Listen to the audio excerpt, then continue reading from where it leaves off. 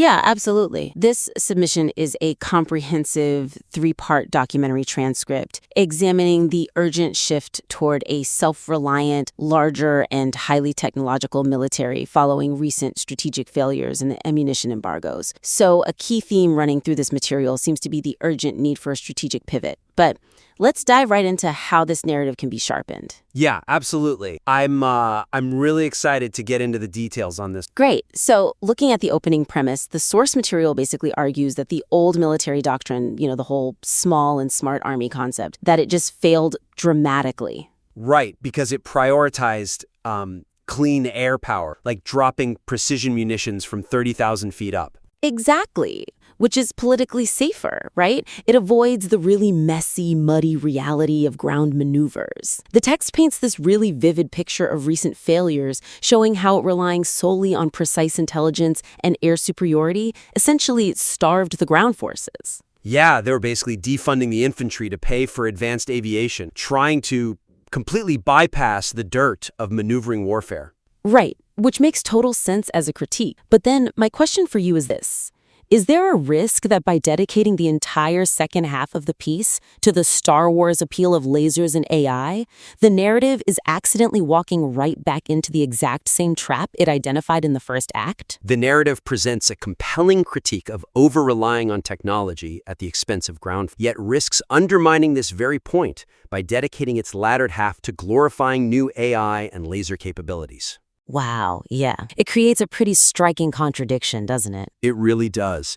I mean, the core philosophical tension of the piece just remains completely unresolved. We spend the entire first act dismantling the hubris of the small and smart army. Right, and the author does a beautiful job grounding the reader in the grit of that reality. They really do. Like, there's this deeply evocative scene detailing how factory workers rushed straight from their homes to manually produce 155mm artillery shells because the stockpiles were just completely empty. Yeah, I remember that part.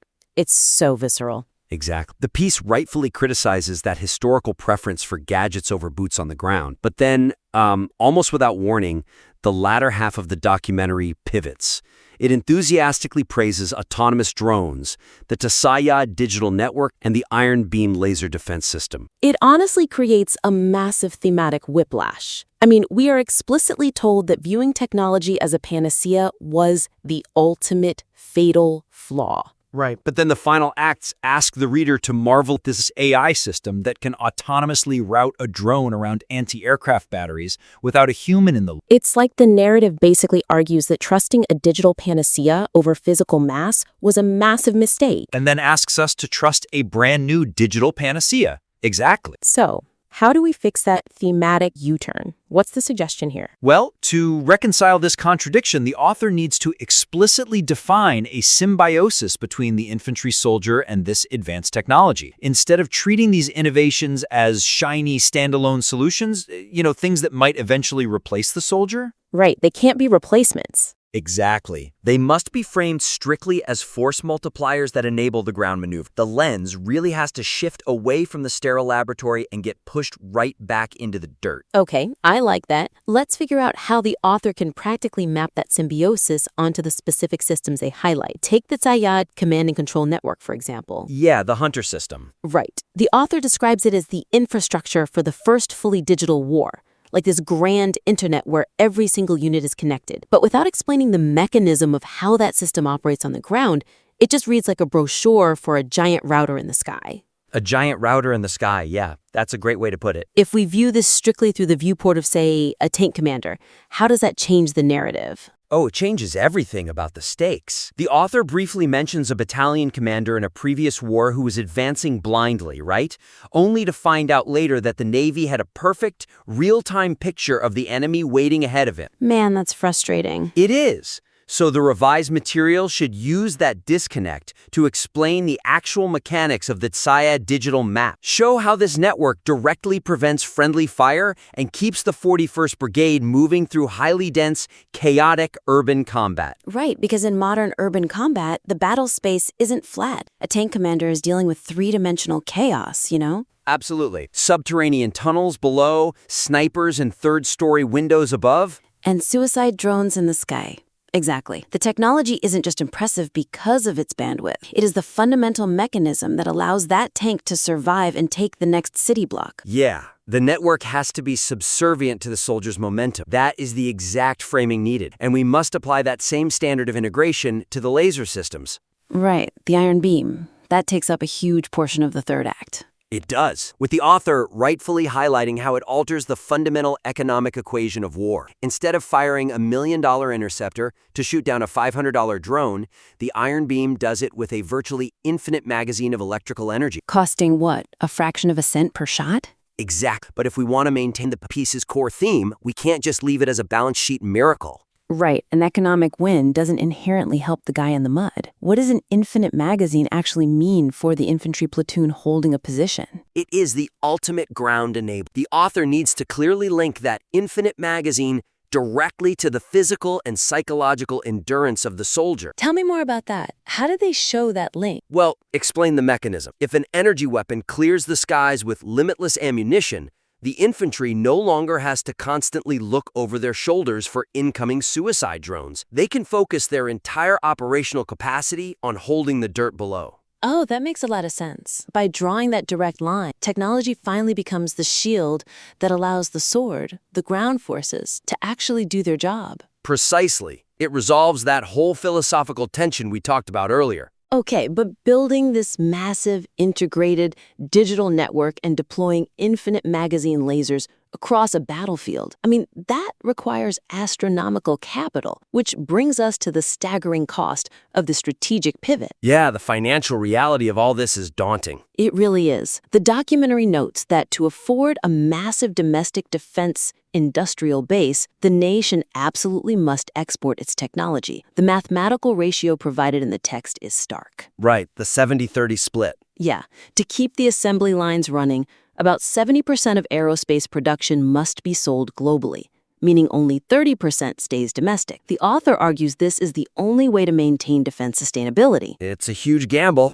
It is. So if the materials suggest we must export 70% of our best military technology to the world just to afford the 30% we keep for ourselves, aren't we just trading a reliance on foreign aid for a new, equally fragile reliance on the global free market? The argument for a self-sustaining defense industrial base is passionately made, but it skirts the complex economic paradox of how a nation balances domestic military scaling with civilian prosperity. Yeah, it feels like they're glossing over a massive vulnerability there. They really are.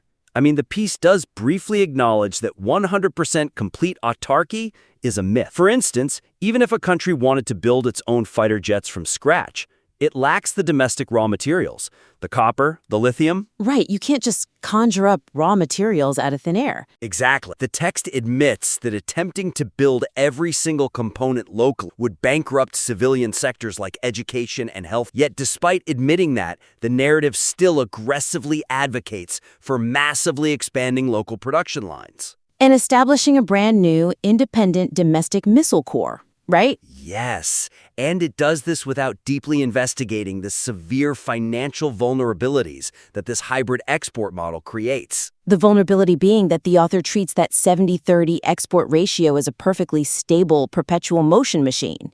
They just assume foreign buyers will always be there, cash in hand, to subsidize the domestic lines. Which is wild because global defense markets are incredibly volatile. They are tied to political shifts and economic downturns. So what's the actionable suggestion for the author here? The narrative needs to introduce the friction of selective autarky and aggressively interrogate the fragility of this proposed economic model. By forcing the argument to confront its own inherent risks, the documentary becomes far more intellectually honest. Okay, so the author needs to pressure test that export model. Like, what happens to the mechanics of defense readiness during a severe global economic recession? Exactly. That's the perfect concrete example. If defense budgets in Europe or South America suddenly shrink by 20%, that foreign revenue vanishes overnight. Yeah, the narrative definitely needs to explore the immediate fallout of that. Do the domestic factories immediately close, or does the government have to step in, print money, and artificially keep those assembly lines hot, just in case a war breaks out? Walking the reader through that exact scenario exposes the precarious tightrope the nation is walking, and we need to apply that same rigorous economic lens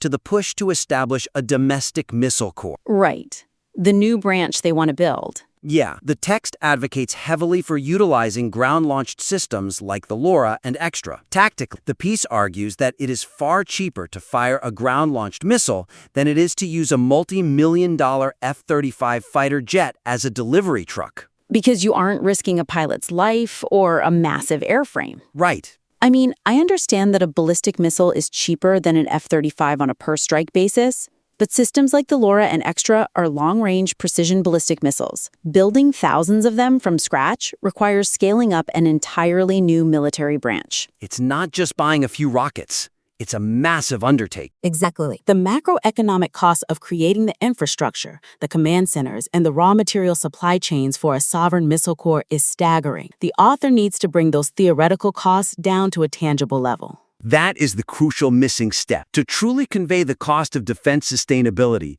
the author must compare the astronomical price of this new branch against the immediate resource drain it inflicts on the civilian economy. Like, explain the precise mechanism of this trade-off. Yeah, exactly. If a nation is spending tens of billions on a sovereign missile stockpile, what happens to the taxpayer? Does inflation skyrocket? You have to ask the hard questions here. Right. Like, what civilian bridge does not get built? Which hospital wing does not get staffed? Yes. When you force the reader to weigh military independence against a potentially crumbling civilian infrastructure, the stakes of the documentary become painfully real. So, if a nation is willing to endure that level of economic pain, literally siphoning billions from the civilian economy to pay for these sovereign weapons, they are doing it for a very specific reason.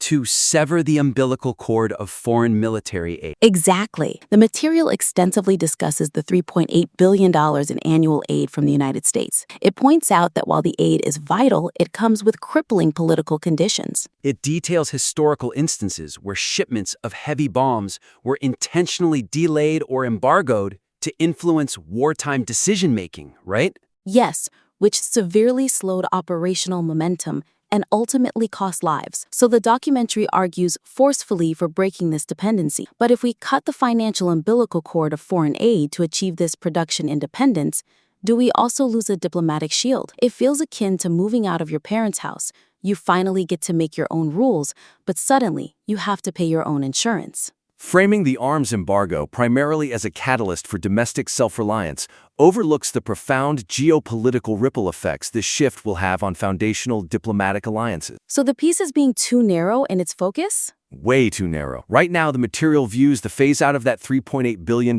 entirely through the lens of logistics and procurement. It calculates how many artillery shells and interceptors that money buys, and how operationally painful it is when those shipments are paused. Right. It basically treats the alliance as a massive supply chain, but it completely ignores the underlying mechanism of diplomacy. Exactly. It completely misses the big picture. When a superpower provides billions in military aid, they are deeply financially invested in your survival. That financial investment is exactly what guarantees their diplomatic protection. It's the reason they are willing to use their veto power at the United Nations Security Council to protect you.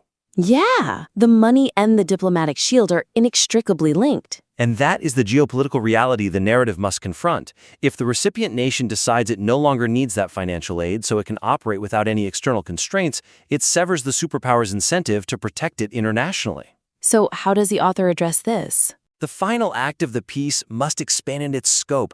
It needs to explore the diplomatic fallout and global realignment that a truly independent defense posture requires. Okay, so how do we weave that global tension into the specific proposals the author's making? Let's connect this back to the economic export model we just dissected. Perfect. So, to sustain its newly independent industries, the nation has to aggressively export its weapons globally. But that means domestic defense contractors are suddenly put in direct competition with foreign superpower defense contractors in vital regions like Europe or Asia. Exactly. If the nation is rapidly scaling up its exports just to survive economically, it is inevitably going to steal market share from the very allies it used to rely on. Oh, wow. Yeah, that's going to cause some friction. The author needs to analyze that immense diplomatic friction. You cannot aggressively undercut your superpower allies in the highly competitive global arms market and still expect them to gladly provide a diplomatic shield at the United Nations. That paints a much darker, far more complicated picture of self-reliance. And we can apply that exact same geopolitical lens to the new physical capabilities themselves, right? Definitely. Think about the domestic missile corps again. Okay, yeah. If the nation successfully replaces its reliance on foreign-manufactured fighter jets with its own ground-launched ballistic missiles,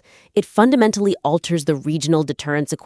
It alters the escalation ladder, and that is a terrifying prospect for international allies. Currently, if a strike requires advanced fighter jets, allies know there is a built-in logistical limit to the escalation. Because they control the flow of spare parts, the maintenance software, and the mid-air refueling capabilities. Right. Because they control the platforms, they have an implicit veto over how far a conflict can escalate. But if a nation builds its own sovereign missile corps, that logistical veto completely evaporates. It vanishes. If they can suddenly launch hundreds of precision ballistic missiles deep into enemy territory entirely on their own, utilizing solely domestic technology and munitions, their allies no longer control the escalation ladder. The nation becomes a total wild card. And the profound consequence of becoming a wild card is diplomatic isolation. Allies might distance themselves simply because they feel they have lost control over the region's stability. That is a massive blind spot in the current draft. It is.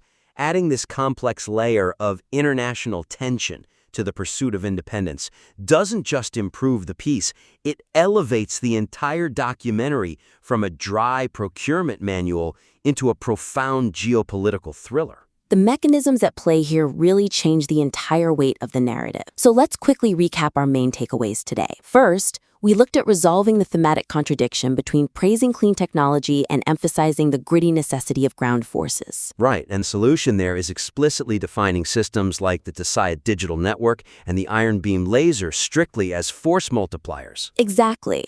Show the audience the mechanism of how they enable the infantry's survival in three-dimensional urban combat, rather than presenting them as standalone laboratory marvels. Second, we addressed the fragile economic paradox of the export-reliant defense model. Which means aggressively pressure testing the 70-30 export strategy. Right. Walk the reader through the catastrophic effects of a global recession and make the astronomical cost of a domestic missile corps painfully tangible by weighing it directly against civilian infrastructure and inflation. Finally, we explored the geopolitical consequences of true military independence by treating the rejection of foreign aid as a massive diplomatic shift rather than just a logistical one. The author can explore the profound fallout. Yeah, aggressive arms exporting inherently creates friction with former superpower sponsors by undercutting their market share. And possessing an independent missile corps could trigger diplomatic isolation once allies realize they no longer control the escalation ladder. It's all connected.